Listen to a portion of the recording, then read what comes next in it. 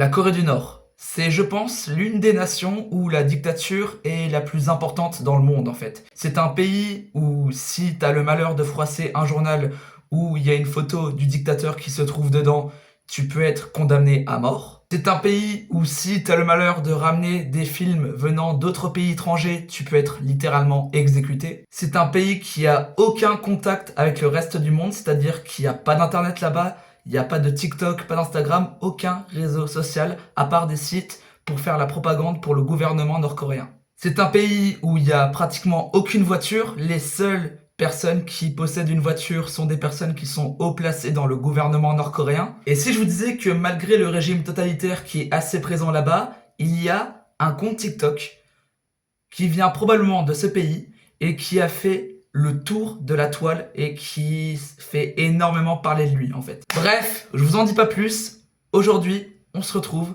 pour une nouvelle vidéo. Ouais, exact. Sur la face cachée de TikTok.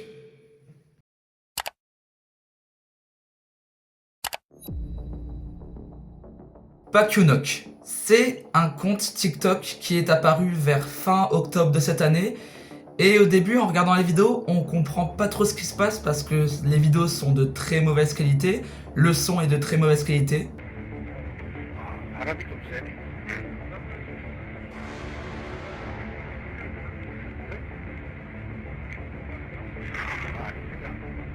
Mais bon, en voyant les vidéos, on voit assez vite, en fait, on comprend assez vite que c'est un habitant de Corée du Nord qui filme son quotidien.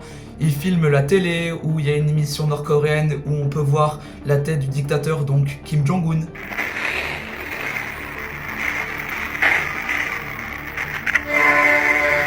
오늘 저녁 공화국 전역의 일터에서는 생산 목표 달성을 향한 대중적 열의가 높아지고 있습니다. Il filme ce qui semble être la frontière entre la Corée du Nord et la Corée du Sud. Et le truc, c'est que le compte a commencé à rapidement percer. Mais quand je vous dis percer, c'est que c'est un truc de ouf. C'est-à-dire que quelques jours après avoir créé le compte, il était déjà à 100 000 abonnés, avec déjà plusieurs TikTok dépassant les millions de vues, etc. etc. Parce que c'était jamais arrivé, que ce soit sur YouTube, sur Instagram, qu'un compte venant de Corée du Nord, qu'un habitant de Corée du Nord se filme en Corée du Nord.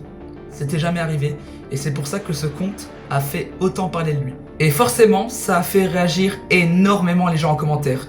Et il y a eu deux camps qui sont créés.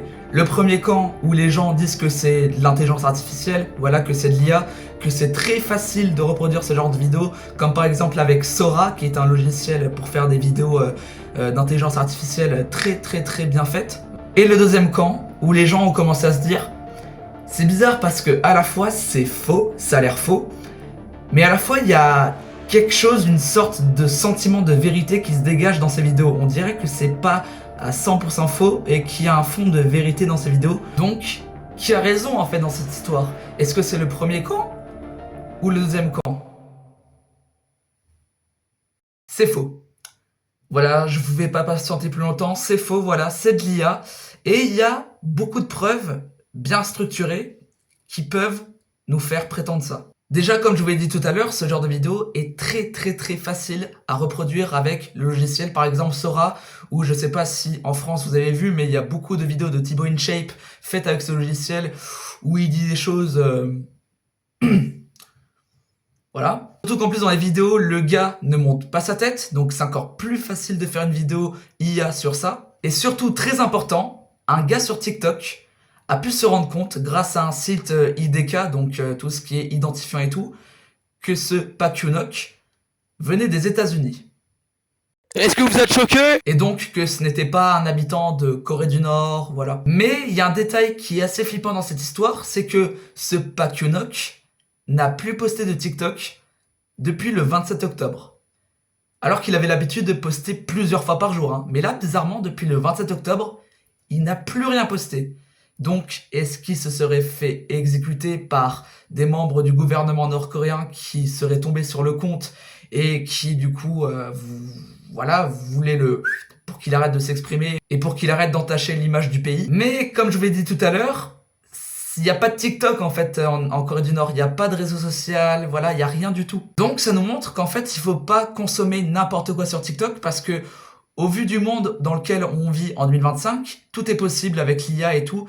Et il faut se renseigner, voilà, il faut prendre le temps de se renseigner avant de dire des choses publiquement sans savoir la vérité derrière ces choses. Et c'est ça le gros problème avec TikTok et le scroll, c'est que du coup, les gens ont tellement l'habitude de scroller que dès qu'ils voient une vidéo, ils ont la flemme de voir si c'est vrai, si c'est faux. Ils passent juste à une autre vidéo en scrollant en fait. Et ce qui fait que du coup, les gens consomment tout ce qu'ils voient en fait, littéralement, que ce soit du bon contenu ou du mauvais contenu. Faites attention à ce que vous pouvez consommer, à ce que vous pouvez regarder, à ce que vous pouvez lire, et basez-vous sur des sources fiables comme Brut ou encore Mediapart. Ça, c'est des sources fiables.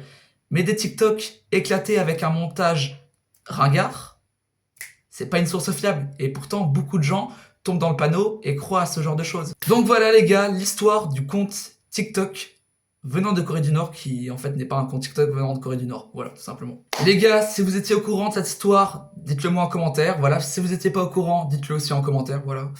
Dans tous les cas, écrivez un commentaire, voilà. N'hésitez pas à vous abonner, à liker si vous avez kiffé cette vidéo et que vous aimez mon contenu en général, voilà. Moi, je vous dis à très très bientôt pour une nouvelle vidéo. Gros bisous. Et un conseil du grand frère. Restez des pois chiches périmés.